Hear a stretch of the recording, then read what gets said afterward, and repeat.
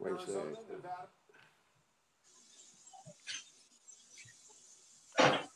Oops. There's a problem. All right. Let's just eliminate that.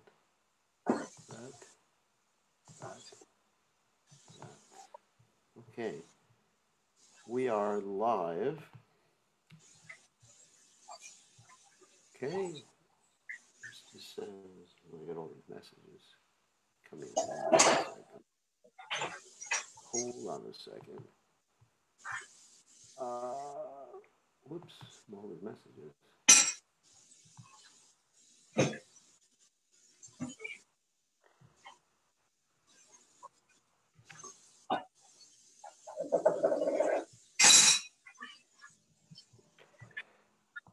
Oh, Govinda.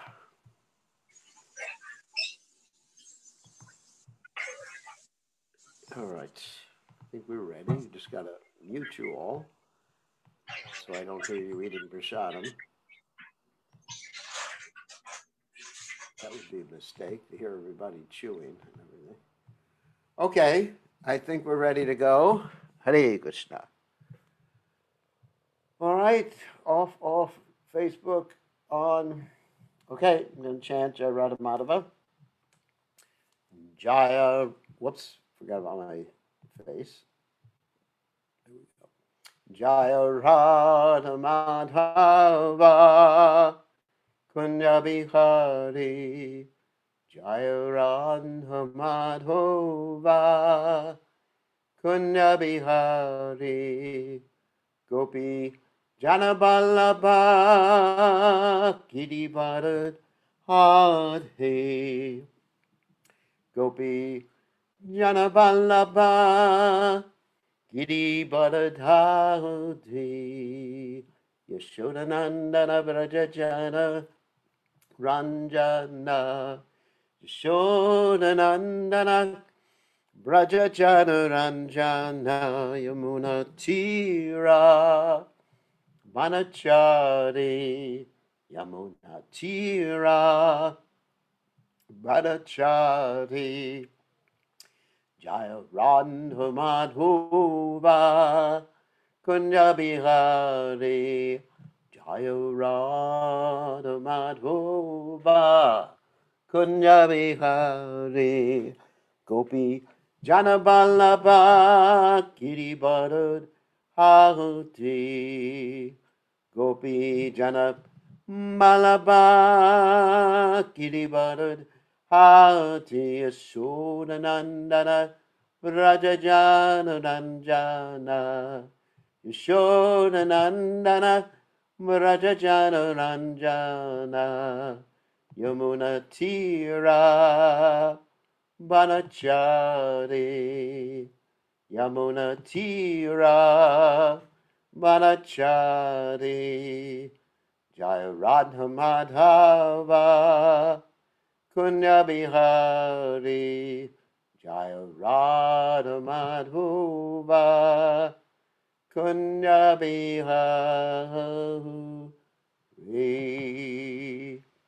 Jaya Vishnupad Paramahansa Paravatikacharya also tell us to Shimad His Divine Grace Sabaya Chananada Bhaktivedanta Goswami Srila Prabhupada Ki Jai ISKCON Founder Acharya Srila Prabhupada Ki Jai Anantakoti Vaishnava Vrind Ki Jai Namacharya Srila Haridas Thakur Ki Jai Prem Se Kaho Shri Krishna Chaitanya Prabhu Nityananda Shidwaita Garadha Shivasadi Gaur Bhakta Vrind Ki Jai Shri Radhakrishna Gopi Gopinath Shyam Kund Radhakunda Giri Govardhan Ki Jai Vrindavanam Ki Jai Mathuram Ki Jai Jagannath Swami Ki Jai Yamunamai Ki Jai Shrimati Tulasi Devi Ki Jai Samaveda Bhakta Vrind Ki Jai Gaur Brahmananda Hari Hari Bol All glories the assembled devotees, all glories the assembled devotees, all glories the assembled devotees, all glories to Shri Guru and Gauranga Shilvopad Ki Jai.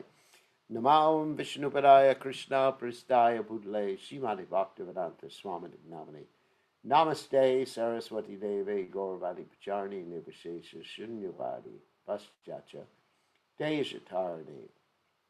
Okay, so Omagana Timidandasha Garanjana Shlakaya Chakshura Viditam Yena Tosmai Shigurave Namaha. I offer my respectful obeisances under the lotus feet of my spiritual master, His Divine Grace, A.C. Bhaktivedanta Swami Srila Prabhupada, who so kindly opened my eyes with the torchlight of knowledge while I was blinded in the darkness of ignorance.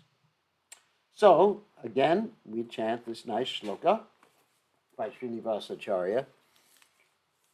Nana Shastra Vicharanaika Nipano Sadharma Samstapako Lokanam Hitakarano Tribhuvane Manjo Sharanyakaro Radha Krishna Padaravinda Bhajana Nandena Mataliko Vande Rupa Sanatano Raghuyago Shri Jiva Gopala Ko. I offer my respectful obeisances unto the 6 Goswamis, namely Sri Sanatana Goswami, Sri Rupa Goswami, Sri Raghunath Bhatta Goswami, Sri Raghunath Das Goswami, Sri Jiva Goswami, and Sri Gopal Bhatta Goswami, who are very expert in scrutinizingly studying all the revealed scriptures with the aim of establishing eternal religious principles for the benefit of all human beings.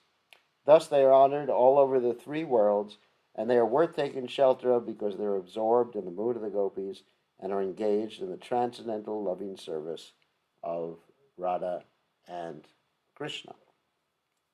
Okay, so we're going to continue, and we are continuing with the ecstatic symptoms of love of God, especially the Vyabhachari Bhava symptoms. Okay, let's go to the sharing of the screen. Okay, here we go. Here we go. So, just to reiterate about the bhavas, and I know I've done this 10 million times every evening. So, bhavas means emotions. Emotions in relationship to Krishna. Those are the ones we're interested in. And so, the first type of bhava is the vibhava, that which stimulates your emotions. And the vibhavas are Udipana, Alambana, and Udipana. Alambana means directly Krishna. Udipana means things connected to Krishna or remind you of Krishna. Okay. The second type of emotion or category in the discussion of emotions is the anubhava, the emotions that follow that you voluntarily do, like dancing and chanting and rolling on the ground and stuff like that. And then after that, there's the sattvika bhavas, which are 8-fold, which are part of your constitutional nature. And sometimes they manifest, sometimes they don't, but they're actually part of your nature. And then after that, what we're reading about now is the Vyabhachari bhavas, the 33 intermittent, uncontrollable ecstasies that overwhelm devotees who are situated in pure devotional service. So these are like uncontrollable, intermittent, and devastating. I mean, they're just like, what can I say? They're so powerful. They may be even powerful versions of the other bhavas and the sattvika bhavas or the anubhavas, but they're just more powerful versions that are uncontrollable. Okay, that's the Vyabhachari bhavas. And the last bhava, type of bhavas or emotions we're going to talk about is the sthai bhavas.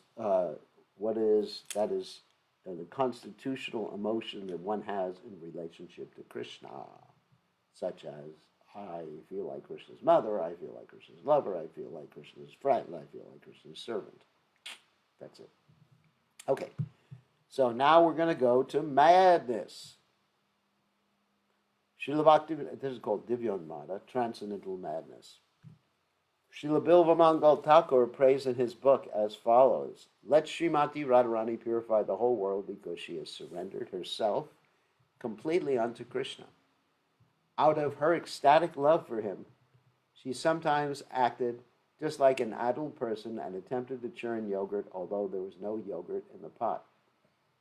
And seeing this, Krishna became so enchanted by Radharani that he began to milk a bull instead of a cow. Now, that's really crazy. Because you can't do that. Don't try it. Anyway, Krishna could try it, but no, kind of dangerous for us. These are some of the instances of insanity or madness in connection with the love affairs of Radha and Krishna. So even Krishna, at this particular point, became stimulated by ecstatic love for Radharani. So sometimes it's described that the devotee is the Ashraya and Krishna is the Vishaya, and sometimes vice versa. Vice versa. That the devotee is the Vishaya and Krishna is the Ashraya. They switch positions. What do I mean by Ashraya and Vishaya? Let me translate those words. Ashraya means those who've taken shelter or are under Krishna's internal potency. Or those who have bhakti. And then sometimes Krishna gets bhakti for his devotee. Not sometimes, he always has. But in the expressions of emotions, sometimes Krishna exhibits the similar emotions that his devotees exhibit. In Srimad Bhagavatam, it is said that when Krishna entered the poisonous waters of the Yamuna, Srimati Yashoda Devi went insane. Actually, in this one sense, these are some instances of insanity or madness in connection with the love affairs of Radha and Krishna. Srimad Bhagavatam, it is said that when Krishna entered the poisonous waters of the Yamuna, Srimati Yashoda Devi went insane. Instead of searching for curative herbs, she began to speak to the trees as if they were snake charmers. With folded hands, she began to bow down to the trees, asking them, "What is the medicinal herb which can check Krishna's dying from this poisonous water?" This is an instance of insanity caused by some great danger. How a devotee can be in a state of insanity because of ecstatic love is described in the 10th canto, 30th chapter, verse 4 of Srimad Bhagavatam, wherein the gopis were searching for Krishna in the forests of Vrindavan. The gopis were loudly singing the glories of Krishna and wandering from one forest to another in search of him. They knew that Krishna is not localized, but all-pervading. He is in the sky, he is in the water, he is in the air, and he is the super soul in everyone's heart.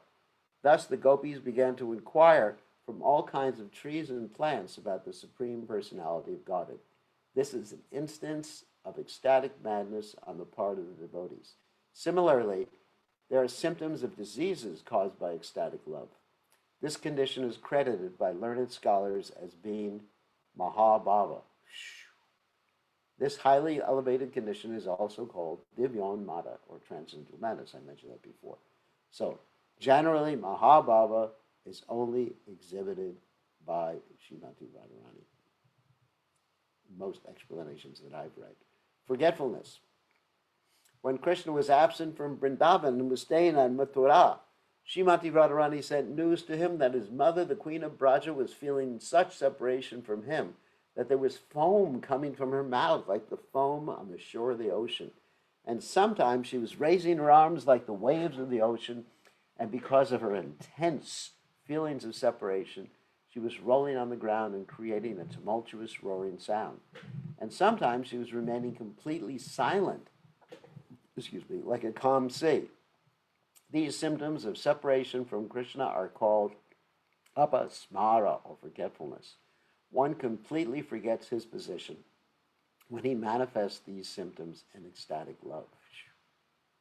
Another message was once sent to Krishna, informing him that after he had killed Kamsa, one of Kamsa's demon friends had gone insane. This demon was foaming at the mouth, waving his arms and rolling on the ground. This demoniac demonstration is in relationship with Krishna in a ghastly humor. Now, remember I talked about the indirect rasas? So ghastliness is one of those indirect rasas. So we're getting ahead of ourselves here on the discussion of the Nectar of Devotion. This mellower flavor is one of the indirect relationships with Krishna. The first 5 kinds of relationships are called direct, and the other 7 are called indirect. Some way or other, the demon must have had some relationship with Krishna because these symptoms developed when he heard that Krishna had already killed Kamsa. Srila Rupa Goswami remarks that there is also transcendental excellence in this kind of symptoms. So Krishna is very merciful to the demons too. Disease. When Krishna was absent from Vrindavan and was staying in Mathura, some of his friends informed him, "Dear Krishna, because of their separation from you, the inhabitants of Braj are so afflicted that they appear to be diseased. Their bodies are feverish and they cannot move properly. They are simply lying down on the ground and breathing very heavily." In the 10th canto, 12th chapter, verse 44, Srimad Bhagavatam, Maharaj Parikshit asked about Lord Ananta, and upon hearing this question, Shukadeva Goswami began to show symptoms of collapsing. Yet he checked himself and answered King Parikshit's questions in a mild voice. This collapsing condition is described as a feverish state resulting from ecstatic pleasure.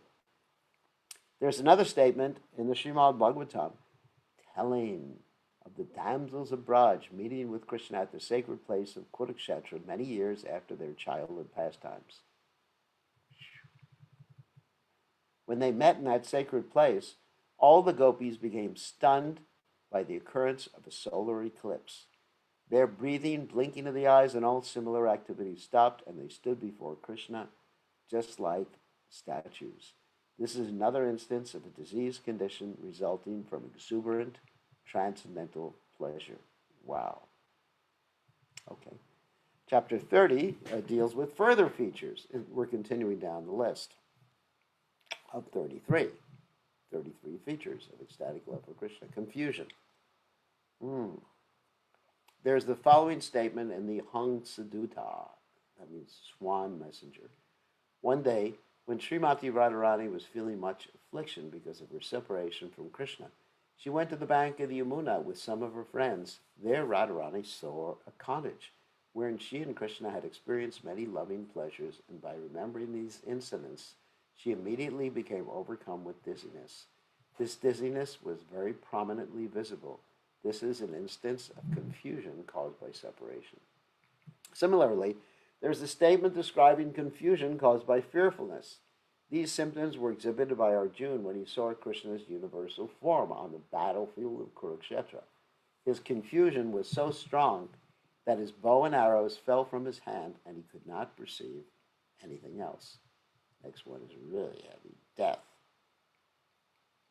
Once the Bakasura demon assumed the shape of a very big duck and opened his mouth in order to swallow Krishna and all the cowherd boys. When Krishna entered into the demon's mouth, Krishna was entering into the demon's mouth, Balaram and the other cowherd boys almost fainted and appeared as though they had no life. Even if devotees are illusioned by some ghastly scene or by any accidental occurrence, they never forget Krishna. Even in the greatest danger, they can remember Krishna. This is the benefit of Krishna consciousness. Even at the time of death, when all the functions of the body become dislocated, the devotee can remember Krishna in his innermost consciousness, and this saves him from falling down into material existence. In this way, Krishna consciousness immediately takes one from the material platform to the spiritual world. Wow. In this connection, there's a statement about persons who died at Mathura. These persons had a slight breathing acceleration. Their eyes were wide open, the colors of their bodies were changed, and they began to utter the holy name of Krishna. In this condition, they gave up their material bodies. These symptoms are prior manifestations of death. Also, there's an instance in Lord Chaitanya Mahaprabhu's pastimes. When Lord Chaitanya Mahaprabhu first arrived in Jagannath Puri and went into the temple to see Lord Jagannath, he exhibited this condition of being just about, for all intents and purposes, almost dead. And everyone thought Lord Chaitanya had left this material world. And they tested, that is, Sarvabhauma Bhattacharya, a great devotee of Lord Chaitanya, tested to see if there was any breath coming out of his nostrils. And he put a little cotton swab near his nostrils, and there was a little breath coming out of his nostrils. And he understood Lord Chaitanya Mahaprabhu was still alive. He took him to his house, and the way they brought Lord Chaitanya back to external consciousness was by chanting the holy names of Krishna. And similarly, when Prabhupada exhibited this ecstatic symptom of completely losing all touch with the external world. The devotees had a kirtan, and he came back to external consciousness. Laziness. When, because of self-satisfaction or dislike of excessive labor, a person does not perform his duty in spite of having the energy, he is called lazy. This laziness is also manifested in ecstatic love of Krishna. For example, when some Brahmins were requested by Nanda Maharaj to circumambulate Govardhan Hill, they told them they were more interested in offering benedictions than in circumambulating Govardhan Hill. This is an instance of laziness caused by self-satisfaction. So these are pure devotees, these pastimes. Once, when Krishna, along with his coward boyfriends, was having a mock battle, Subal showed the symptoms of fatigue. Krishna immediately told his other friends, "Subal is feeling too fatigued from mock fighting with me, so please do not disturb him anymore by inviting him to fight." This is an instance of laziness caused by dislike of excessive labor. These symptoms appear very familiar to us because in our own lives we exhibit them, but in relationship to this material world, to our material associates or whatever. But when these particular symptoms are exhibited in relationship to Krishna and his devotees, they're manifestations of spiritual ecstasy. Inertness. In the 10th canto, 21st chapter, verse 13 of Srimad Bhagavatam, there is an appreciation by the gopis of the inertia of the cows in Vrindavan. The gopis saw that the cows were hearing the sweet songs vibrated by Krishna's flute and were appearing to be drinking the nectar of those transcendental sounds. The calves were stunned, and they forgot to drink the milk from the milk bags. Their eyes seemed to be embracing Krishna, and there were tears in their eyes. This is an instance of inertia resulting from hearing the transcendental vibrations of Krishna's flute. When Lakshman became disturbed upon hearing words against Krishna, she remained inert and did not move her eyelids. This is another example of inertia caused by hearing. In the 10th canto, 71st chapter, verse 39 of Srimad Bhagavatam, there's an account of King Yudhishthira's bewilderment after his bringing Krishna into his home with the greatest respect. King Yudhishthira was very much bewildered because of his transcendental pleasure at having Krishna present in his house. In fact, while receiving Krishna, King Yudhishthira forgot himself. This is an instance of inertia resulting from the ecstasy of seeing Krishna. There's another instance in the 10th canto, 39th chapter, verse 36 of the Srimad Bhagavatam, when Krishna was going to Mathura. All the gopis were standing behind Krishna. Upon seeing the chariot leaving, they stood there stunned and did not move. They remained like that until the flag of the chariot and the dust thrown up by its wheels became invisible. Krishna was once addressed by his friend thus, "My dear Mukunda, Krishna, due to their being separated from you, the coward boys are standing just like neglected deities in the house of a professional brahmana." There's a class of professional brahmanas who take to deity worship as a means of earning their livelihood. Brahmanas in this class are not very interested in the deity. They're interested mainly in the money they can earn as holy men. So the deities worshipped by such professional brahmanas are not properly decorated. Their dress is not changed and their bodies are not cleaned. They look dirty and are not very attractive. Actually, deity worship should be done very carefully. The dress should be changed daily, and as far as possible, there should be ornaments. Everything should be so clean that the deity is attractive to all visitors. Here, the example is given of the deities in the house of a professional brahmana, because such deities are not at all attractive. The friends of Krishna in the absence of Krishna were appearing like such neglected deities. They just couldn't move. Bashfulness. When Radharani was first introduced to Krishna, she felt very bashful. One of her friends addressed her in this way, "My dear friend, you have already sold yourself and all your beauty to Govinda. Now you should not be so bashful. Please look upon him cheerfully. One who has sold an elephant to another person should not make a miserly quarrel about selling the trident which controls the elephant. This kind of bashfulness is due to a new introduction in ecstatic love with Krishna." The heavenly king Indra, upon being defeated in his fight with Krishna for possession of the Parijata flower, became very bashful because of his defeat.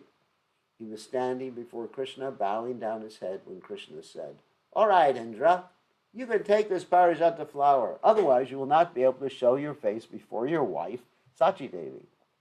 Indra's bashfulness was due to defeat. In another instance, Krishna began to praise Uddhava for his various high qualifications.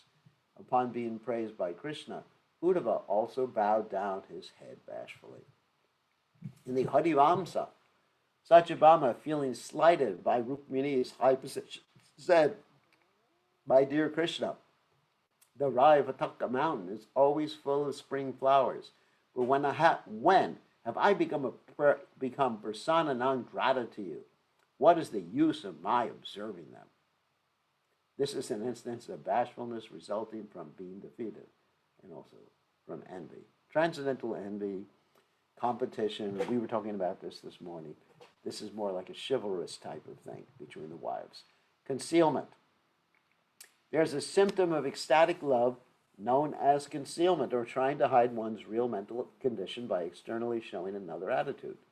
In this state of mind, one tries to hide his mind by looking away in different directions, by unnecessarily trying for something which is impossible, or by using words which cover one's real thoughts. According to acharyas, expert in the study of psychological activities, these attempts at hiding one's real affections are another part of ecstatic feeling for Krishna.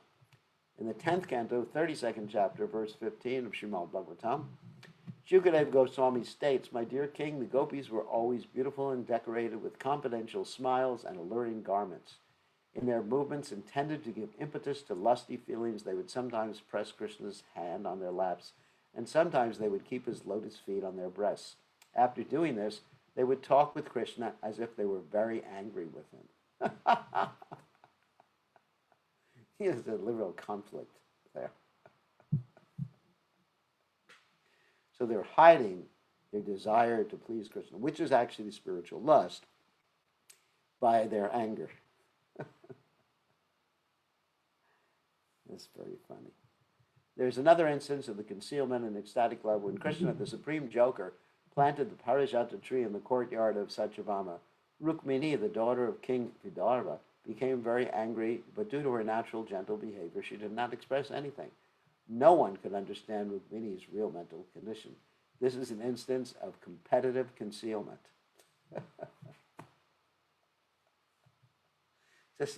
just like you see, this competition between Krishna's devotees is really so relishable. And they love each other. We mentioned this morning. It's not based upon hate, envy, anger, anything like that. It's based upon just chivalrous competition. They're having fun. Everyone's having fun.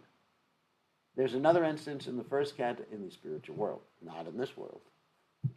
There's another instance in the first canto, 11th chapter, verse 32, Srimad Bhagavatam, after entering Dwarka. Krishna was received in different ways by different members of his family. Upon seeing their husband from a distance, the queens of Dwarka immediately embraced him within their minds and slowly glanced over him. As Krishna came nearer, they pushed their sons forward to embrace him. Others were trying, out of shyness, not to shed tears, but they still could not keep the tears from gliding down. This is an instance of concealment caused by shyness. On another occasion, when Srimati Radharani thought that Krishna was involved with another woman, she addressed her friend in this manner: "My dear friend, as soon as I think of Krishna the coward boy attached to some other woman, I become stricken with fear and the hairs on my body stand up. I must be very careful that Krishna not see me at such times." This is an instance of concealment caused by shyness and diplomatic behavior. Now, sometimes she actually exhibits what's called her man, or anger towards Krishna, when Krishna expresses some interest in other ladies, transcendental ladies, gopis, and then she has her associates stand with sticks to keep Krishna away.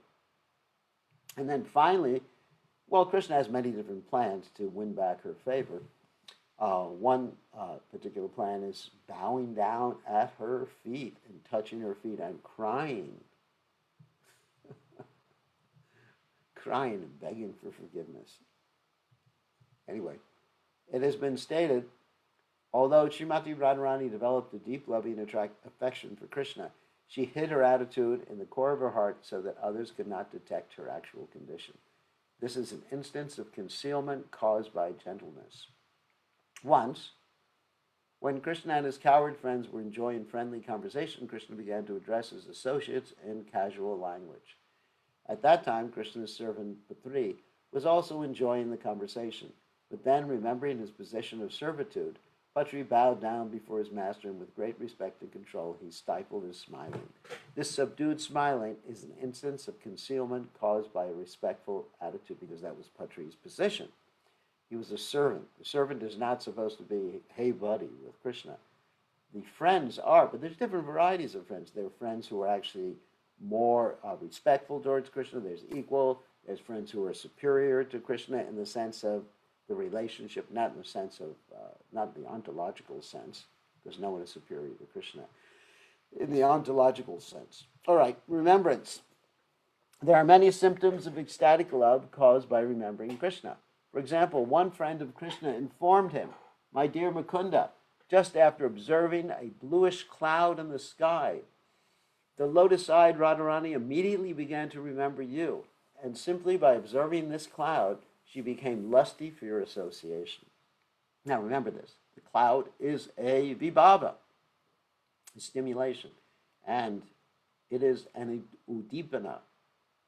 That means it's not Krishna, but it's something that reminds you of Krishna, or reminds Radharani, in this case, of Krishna. So, cloud, vibhava, and the manifestation of ecstasy is vyabhachari bhava. Okay, remembrance. This is an instance of remembering Krishna in ecstatic love because of seeing something resembling him.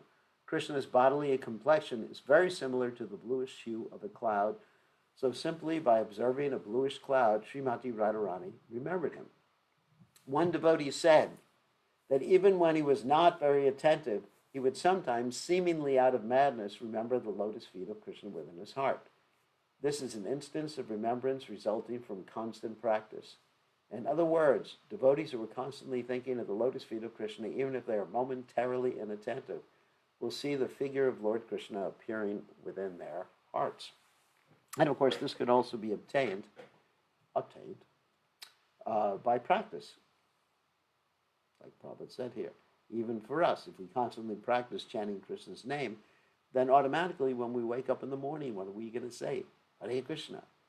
Then automatically in our dreams, when Maya comes, we'll go, Hare Krishna, and drive her away. Or drive him away. Argumentativeness. Madhu Mango, oh, he's such a funny personality, was an intimate friend of Krishna's coming from the Brahmin community. Krishna's friends were mostly coward boys belonging to the Vaishya community, that means farming community, but there were others who belonged to the Brahmana community.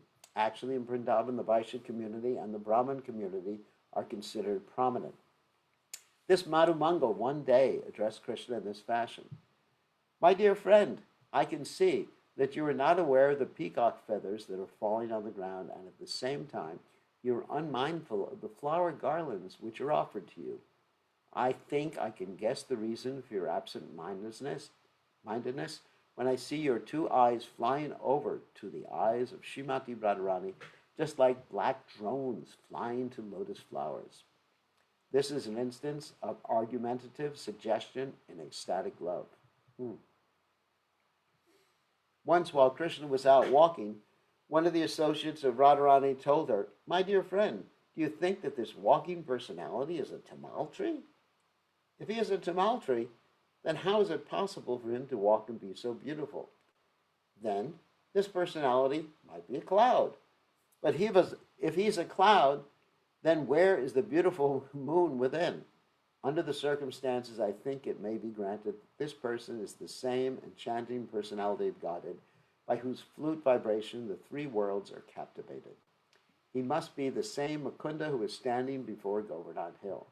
This is another instance of an argumentative presentation of ecstatic love. Anxiety. In the 10th canto, 29th chapter, verse 29 of Srimad Bhagavatam, When Krishna asked all the gopis to go back to their homes, they did not like it. Because of their grief at this, they were sighing heavily and their beautiful faces appeared to be drying up. In this condition, they remained without making a sound. They began to draw lines on the ground with their toes, and with their tears they washed the black ointment from their eyes onto their breasts, which were covered with red kumkum powder. This is an instance of anxiety and ecstatic love. So this whole story was that Krishna previously called them with his flute.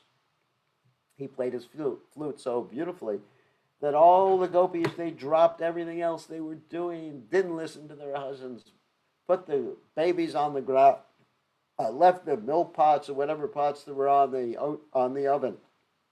And they were just boiling over, and they just rushed to see Krishna in the forest in the middle of the night. Excuse me. And then Krishna said to them, "What are you doing out in the middle of the night? It's very, very dangerous. You should go home and be dharmic." And they were really upset with him. And this is the story behind this manifestation of ecstatic love, which is anxiety. One of the friends of Krishna once informed him, "My dear killer of the demon Mura, your kind and gentle mother is very anxious because you have not returned home, and with great difficulty she has passed the evening constantly sitting on the balcony of your home. It is certainly astonishing how you could forget your mother while you are off somewhere engaged in your playful activities. This is another instance of deep anxiety and ecstatic love." When Mother Yashoda was very anxiously waiting for Krishna to return from Mathura, Maharaj Nanda gave her this solace: "My dear Yashoda, please don't be worried. Please dry your beautiful lotus-like face. There is no need for you to breathe so hotly. I will go immediately with the Krura to the palace of Kamsa and get your son back for you. Here is an instance of anxiety and ecstatic love caused by Krishna's awkward position." Thoughtfulness. In the Vaishaka Mahatmya section of the Padma Purana, a devotee states that though in some of the 18 Puranas the process of glorifying Lord Vishnu is not mentioned and the glorification of some demigod is offered, such glorification must be continued for millions of years. For when one studies the Puranas very scrutinizingly, he can see that ultimately Lord Vishnu is the Supreme Personality of Godhead. This is an instance of ecstatic love developed out of thoughtfulness. Now, let's describe something about the Puranas. There's many, many Puranas, but there's 18 Mahapuranas, great Puranas. Now, you can divide 18 into 3. That's 666. So each of those categories of 6, they deal with different modes of nature. It's not that the Puranas are in different modes of nature, but the Puranas are for people who are in different modes of nature. There's 6 Puranas for those in the mode of ignorance, and they generally mention like worship of Lord Shiva or other personalities like that. There's 6 for those in the mode of passion, also demigods, some of the demigods, and then 6 for those in goodness. And they generally, not generally, but they always mention worship of Krishna as supreme. And the greatest of all the 18 Puranas is the Srimad Bhagavatam, which is called the Mahapurana, the great Purana.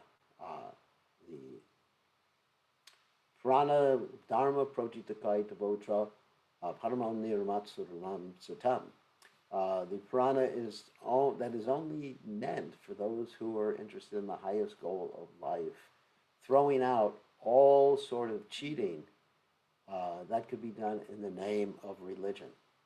So, of course, people may want to cheat in the name of religion, so it's better they cheat in the name of religion or take some religion or believe in God or believe in something or someone more powerful than themselves than don't believe. It is better. That's why there's other Puranas. But ultimately, the highest understanding is Savai Pumsam Paradharma Yato Bhakti Rahosaje Ahaitakiya Pratita Yatma Suprasidati, worship of Krishna. And that's the only thing that will ultimately satisfy the self, the heart.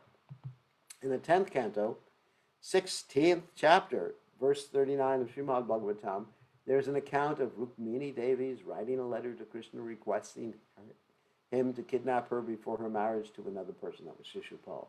At that time, the specific attachment of Rukmini for Krishna was expressed by Rukmini as follows: My dear Lord Krishna, your transcendental glories are chanted by great sages who are free from material contamination, and in exchange for such glorification, you are so kind that you freely distribute yourself to such devotees. As one can elevate oneself simply by your grace, so also by your direction alone, one may be lost to all benedictions under the influence of eternal time. Therefore, I have selected your lordship as my husband, brushing aside personalities like Brahma and Indra, not to mention others. Rukmini enhanced her love for Krishna simply by thinking of him. This is an instance of thoughtfulness in ecstatic love. So this story is one of the most famous stories in the Vedic literatures, Mahabharata, Srimad Bhagavatam, and so many of the Puranas. So the story goes as follows. Krishna was not married and was not even planning on getting married, but he received this note from Rukmini. And it happened that her brother, Rukmi, it's an interesting name for Rukmini's brother, was arranging her marriage with Shishupal, who is Krishna's enemy, who Krishna ultimately ended up killing in the Rajasuya sacrifice that we talked about a few days ago, when Shishupal committed 100 offenses against Krishna, and Krishna cut off his head with a Sudarshana chakra. So Rukmi was arranging this marriage, and Krishna received a note from Rukmini that what is meant for the lion should not be taken by the jackal, calling Shishupal a jackal. So please come and save me and kidnap me. And so Krishna came and he kidnapped her while she was worshiping the goddess Durga.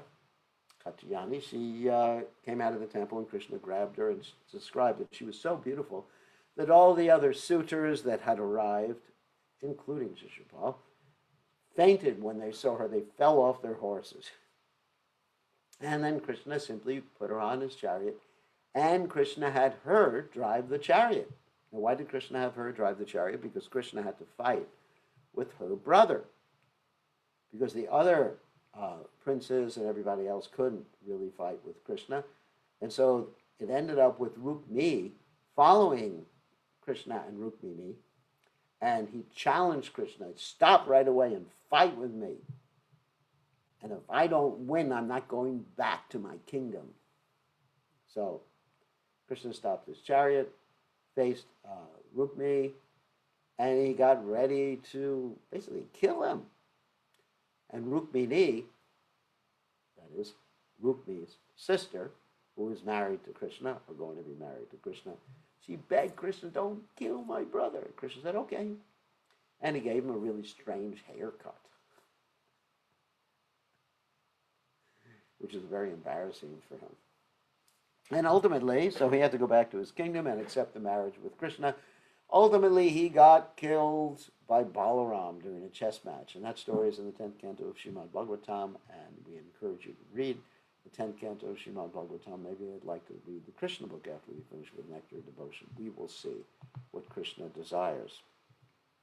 So, endurance.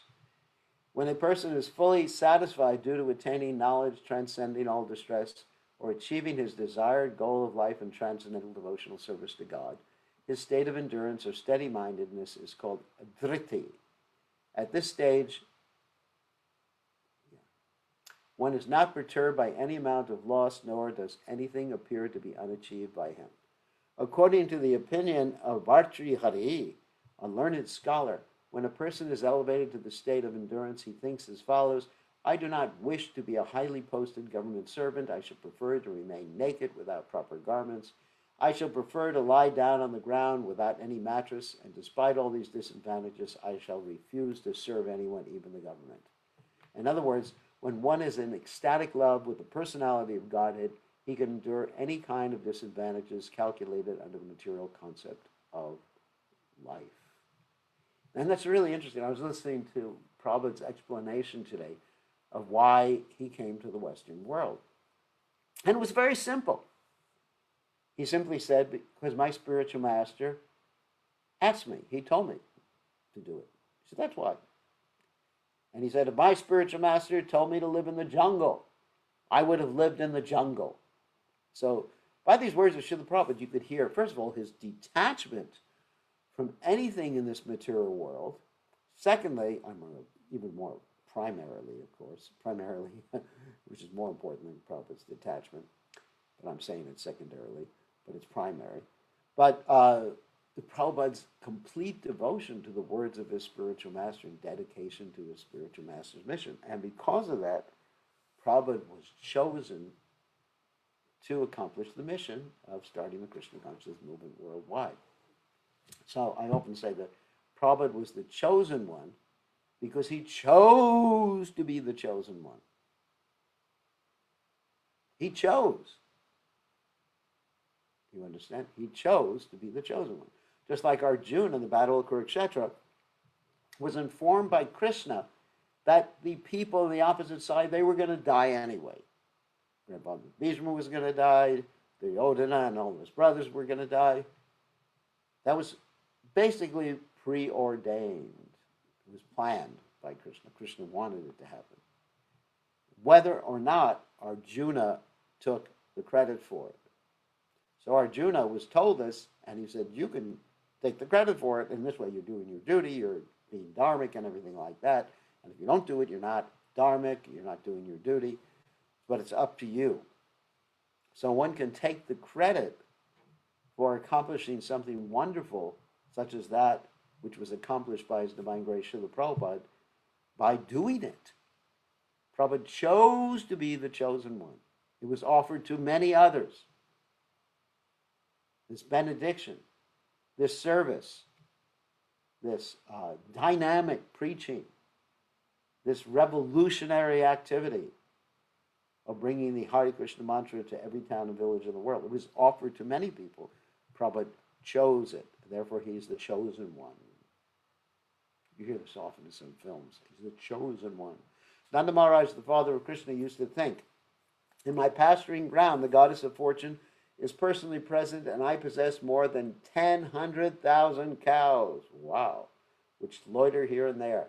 And above all, I have a son like Krishna, who is such a powerful, wonderful worker. Therefore, even though I am a householder, I am feeling so satisfied. This is an instance of mental endurance resulting from the absence of all distress. In another instance, the devotee says, I am always swimming in the nectarian ocean of the pastimes of the personality of Godhead, and as such, I have no more attraction for religious rituals, economic development, sense gratification, or even the ultimate salvation emerging into the existence of Brahman.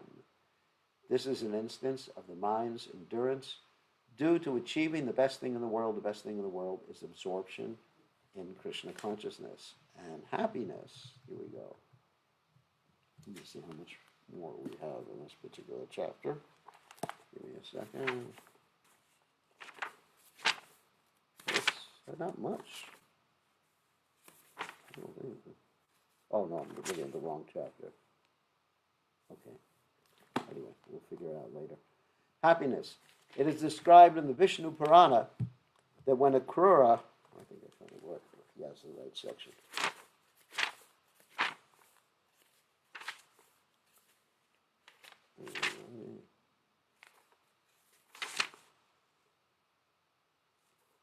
Actually, we have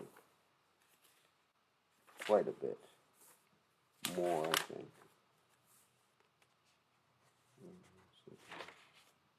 Yeah, we have quite a bit more. Okay. It is described in the Vishnu Purana that when Akrura came to take Krishna and Balaram to Mathura, just by seeing their faces, he became so cheerful that all over his body there were symptoms of ecstatic love. This state is called happiness. So that's the vibhava of seeing Krishna and Balaram, or seeing the faces of Krishna and Balaram. It is stated in the 10th canto, 3rd chapter, verse 11, of Srimad Bhagavatam, upon seeing that Krishna's arm was placed on her shoulder, one of the gopis engaged in the rasa dance became so ecstatically happy that she kissed Krishna on his cheek. This is an instance of feeling happiness because of achieving a desired goal. The next one is eagerness. In the 10th canto, 71st chapter, verse 33 of Srimad Bhagavatam, it is said, when Krishna first came from his kingdom, Dwarka, to Indraprastha, the young females of the city became so eager to see him that even at night when they were lying down with their husbands, they could not restrain their eagerness. Even though they were not properly dressed and although their hair was loose, there were many household duties performed. They still gave up everything, immediately went into the street to see Krishna. This is an instance of eagerness and ecstatic love, just hearing that Krishna is coming. In his book, Stavavali, Shri Raghunath Das Goswami has prayed for the mercy of Radharani, who was so captivated by the flute vibrations of Krishna that she immediately asked information of his whereabouts from residents in the Vrindavan forest. Upon first seeing Krishna, she was filled with such ecstatic love and pleasure that she began to scratch her ears. Wow. The damsels of Braja and Radharani were very expert in talking cunningly.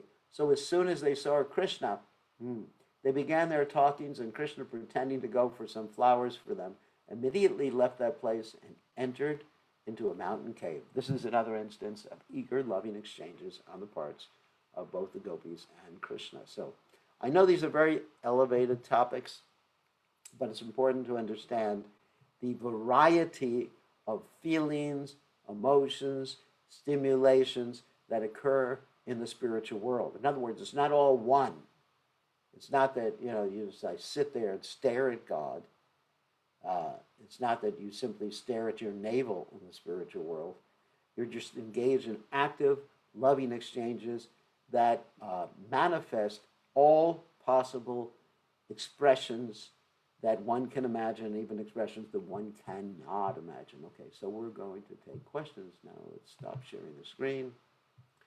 And then we will go to our participants and ask if you want to ask questions. 1 second. Okay, you are technically free to ask questions at this point.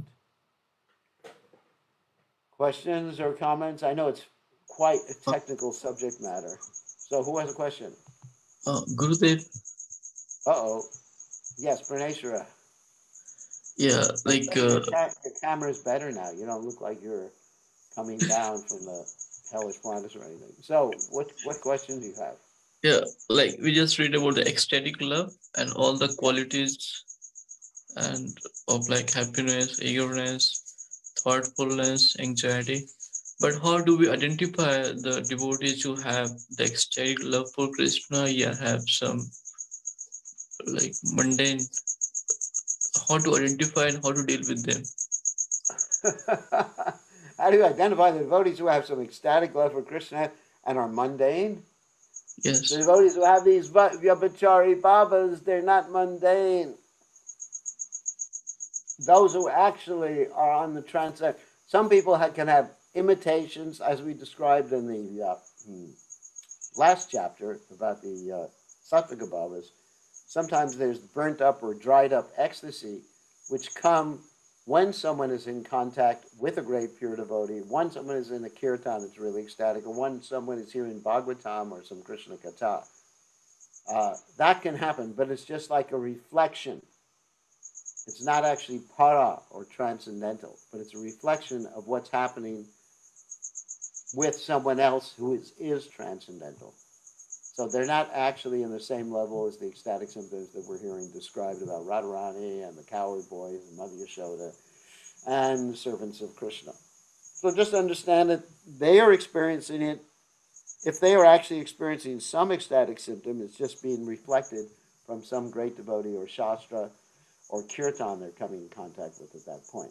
But it's not constant, because as soon as that association with the great devotee, the kirtan stops or the Krishna katha stops, they go back to their normal nonsense.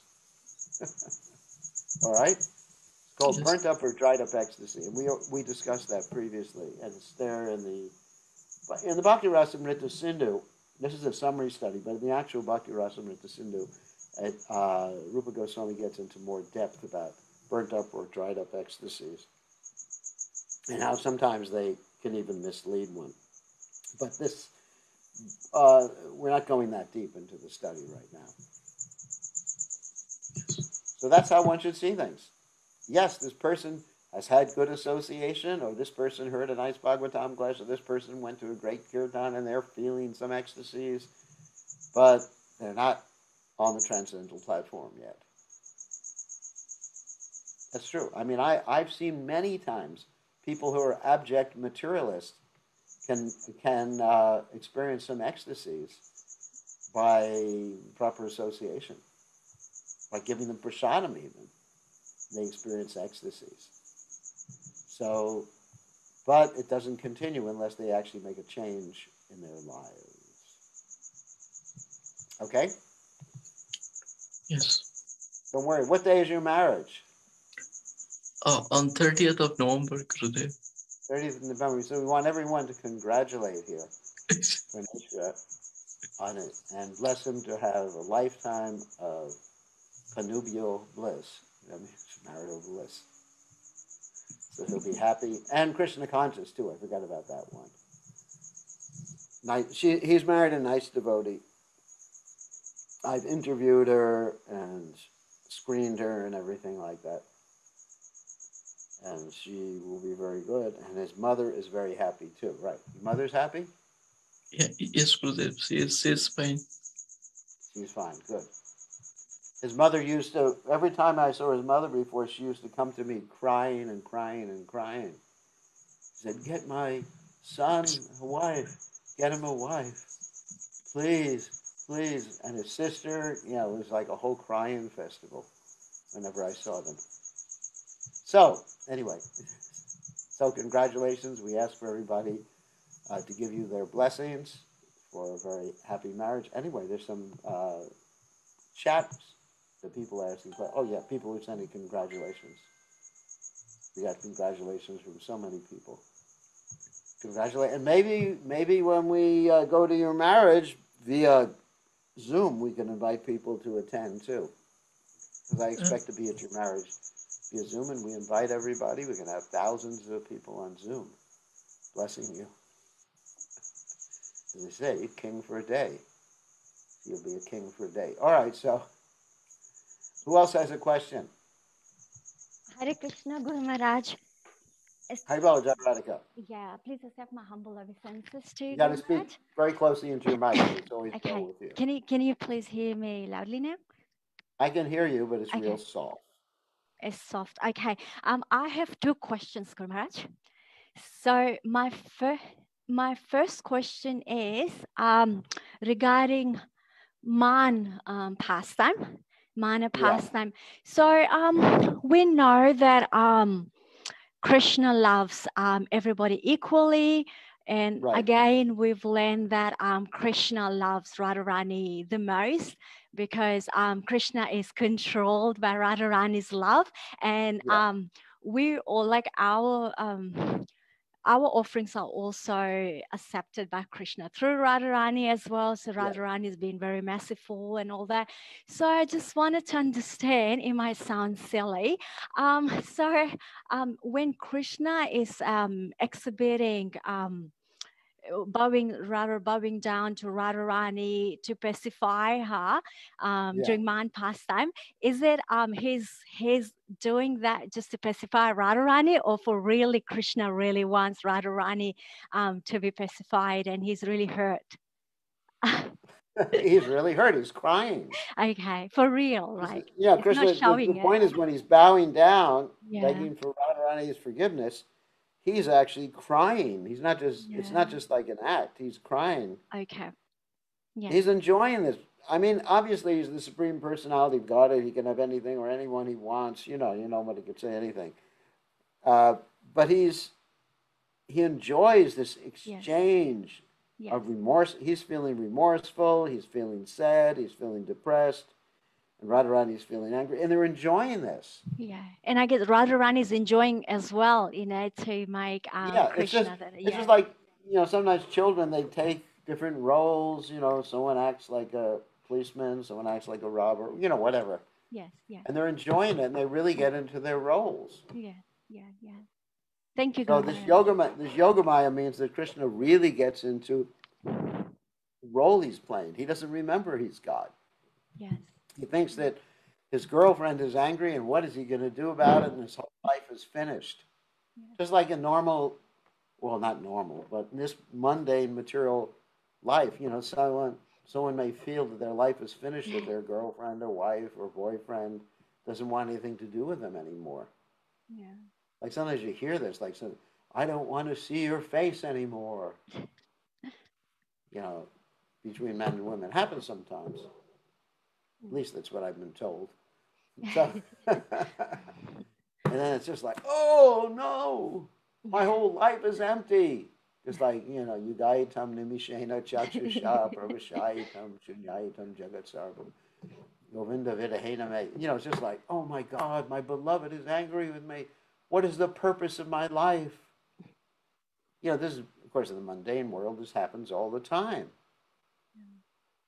And in the mundane world, the harsh words spoken by someone who you love, that's more painful than someone sticking a knife in your heart when someone does that. So anyway, but in the spiritual world, it's sort of enjoyable. They're enjoying these particular emotions, just like one enjoys in this world really intense feelings. That's why when people go to amusement parks. I remember when I was young, my parents would take me to horror houses where you would actually go into a ride just to be scared. You just like sit in this seat and it would round the corner and some ghosts would jump out at you. We'd round another corner and some skeletons would jump out at you. And I was, ah! And then I said to my mother, can I go on that ride again? So it's like that.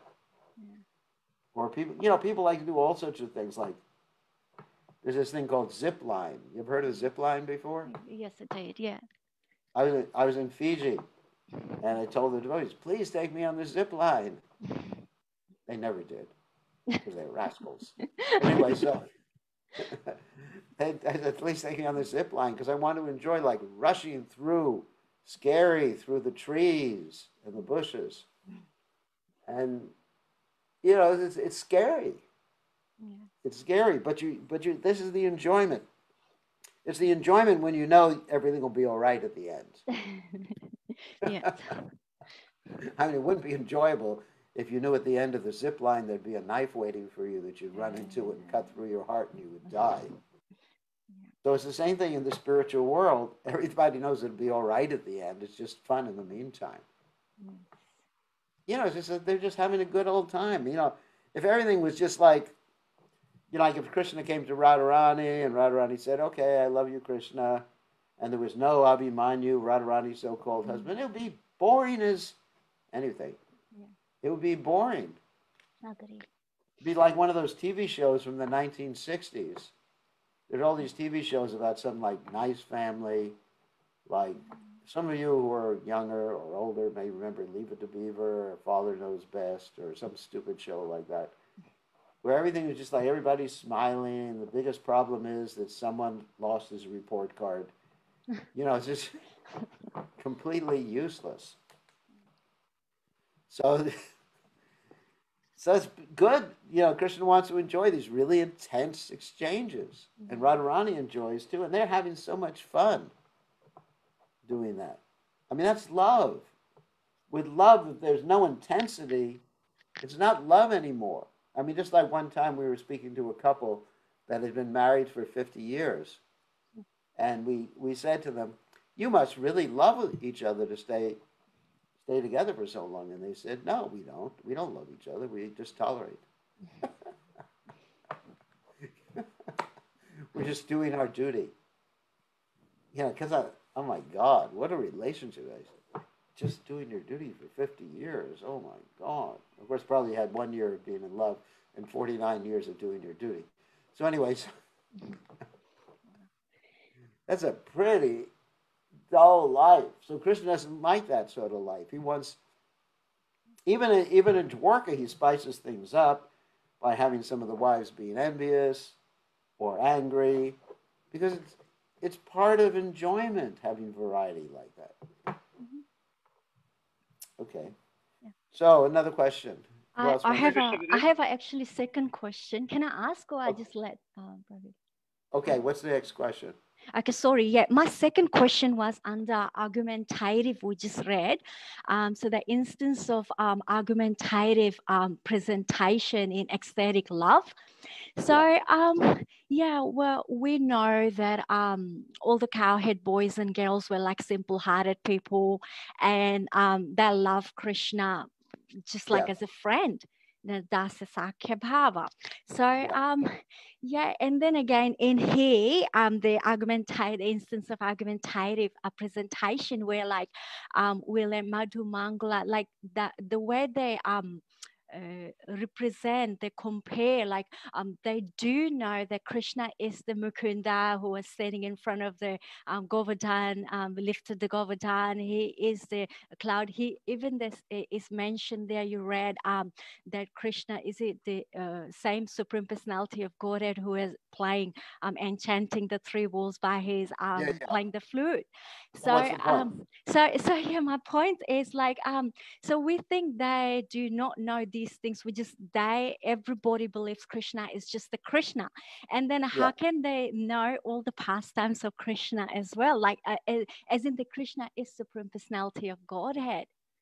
There's sometimes for the sake of rust they may remember for an instant, and sometimes they forget. Right. Krishna uses Yoga Maya like that. Okay. You know, sometimes they'll remember they did something the previous day, and sometimes they'll forget it. Mm-hmm. But they're usually just in the moment. Right. That means they're just, as they say, be here now, just right in the moment, interacting with Krishna.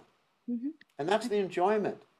To live in the future or live in the past is not an enjoyment. To live at present, just being ever present and enjoying these different deep emotions without worrying about the future or worrying about the past. Mm-hmm. Okay. Okay. I think we're going to end now. It's 8 minutes past 6 for us, and we got things to do. So thank you very much. All glories to His Divine Grace, Srila Prabhupada ki Jai. Hari Hari.